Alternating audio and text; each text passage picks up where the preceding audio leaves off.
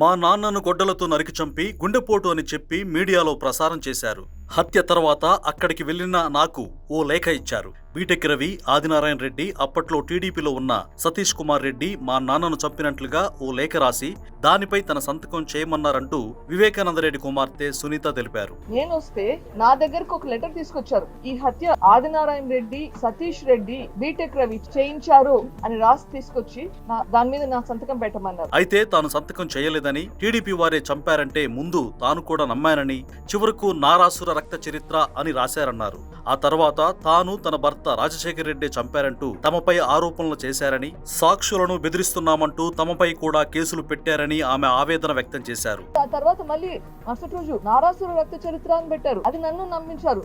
తన తండ్రి హత్య కేసులో నిందితులు ఎవరన్నది సిబిఐ తేల్చిందని, 6 ఏళ్లుగా శిక్ష మాత్రం ఎవరికీ పడలేదన్నారు. ఆ రోజు చేసిన దానికి ఇంతవరకు ఎవరికి శిక్ష పడలేదు.